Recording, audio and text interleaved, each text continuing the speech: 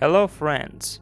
Today we have a scary story of Kong and Skar King, a story that must be watched until the end to see who is the real winner of this terrible battle. So please stay with me.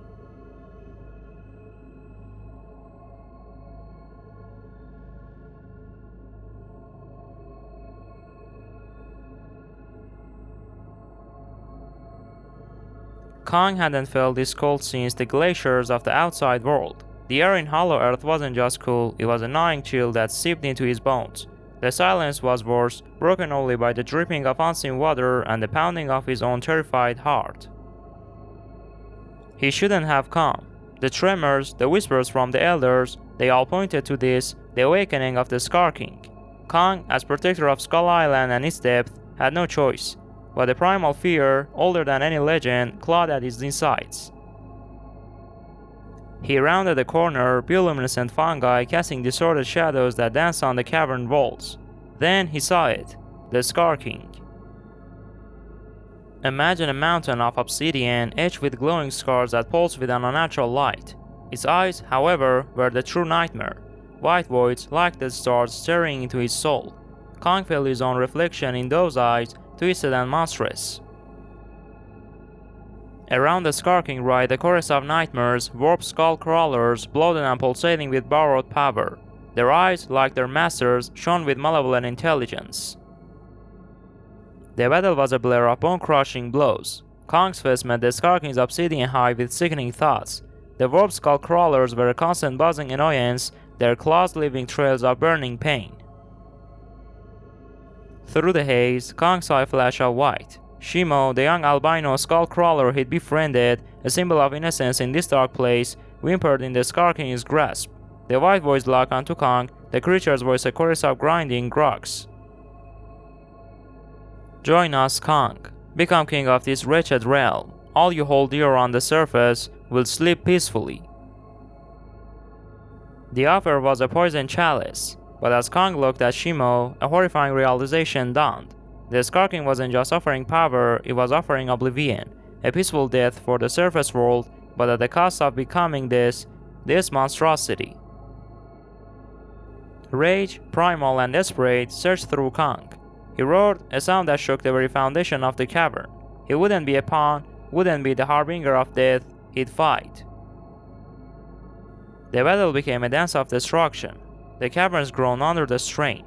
Kong, fueled by fury, landed a blow that shattered a portion of the Skar King's obsidian, revealing a pulsing, sickly green core beneath. But the Skar King seemed to grow stronger with each blow. The white voids in his eyes pulsed faster, radiating a chilling light that invaded Kong's mind. Images of destruction, of Skull Island consumed by darkness, flooded his thoughts. Just as despair threatened to overwhelm him, he remembered the ancient murals deep within the island. A mighty ape wielding a glowing weapon, fighting a creature of pure shadow. Could there be a weapon here? Desperate, Kong ripped through the fallen debris, his fingers brushing against something smooth and cold. A shard of obsidian, pulsing with the same sickly green light as the caverns, but it also held a faint warmth, a flicker of hope. With a roar that challenged the very darkness, Kong launched. The Skar King unleashed a wave of corrupting energy, a torrent of oblivion aimed at Skull Island. But Kong slammed the obsidian shard into the energy wave. The cavern echoed with a deafening crackle. The energy collided with the shard, swirling vortex of light and darkness. For a terrifying moment, nothing happened. Then, the shard pulsed with a blinding light, absorbing the darkness, turning the energy back at its source. The Skar King shrieked, a sound that ripped through the very fabric of reality. Its obsidian form cracked and smoked as its own dark power tore it from within. Kong saw its chance. He slammed the shard, now glowing with an unholy light, deep into the creature's pulsating green core. The white voids in the Skar King's eyes flickered and died. Silence descended, broken only by the dripping of unseen water and Kong's ragged gasps. The warped skull crawlers dissolved into shadows, leaving only the echoing memory of their shrieks. Kong stood panting, the shard crumbling to dust in his hand. He had won, but at what cost? The darkness that permeated this place had touched him, left its mark. He knew the Skar King wasn't truly gone, just dormant.